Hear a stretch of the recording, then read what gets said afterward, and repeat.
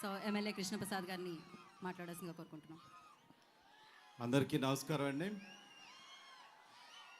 జనకైతే గనుక ఈవెంట్కి ఇచ్చేసినటువంటి అందరికీ ముందుగా నా నమస్కారాలు తెలియజేసుకుంటూ, మరి హీరో హీరోయిన్ అలాగే డైరెక్టర్ గారికి అలాగే ఎంటైర్ టీం అందరికీ కూడా I wish all the best. ఈ సినిమా బిగ్ హిట్ అవ్వాలని కోరుకుంటూ నాకు ఈ అవకాశం కల్పించినందుకు పేరు పేరున ధన్యవాదాలు, కృతజ్ఞతలు తెలియజేసుకుంటాను. Thank you everyone. Thank you so much. And Narayana గారిని మాట్లాడాల్సిందిగా కోరుకుంటున్నాము. నారాయణరావు గారు, ఏపీఎస్ఆర్టీసీ చైర్మన్, ప్లీజ్ సార్. మాట్లాడాల్సిందిగా కోరుకుంటున్నాము. నారాయణరావు గారు, ఏపీఎస్ఆర్టీసీ చైర్మన్, ప్లీజ్ సార్.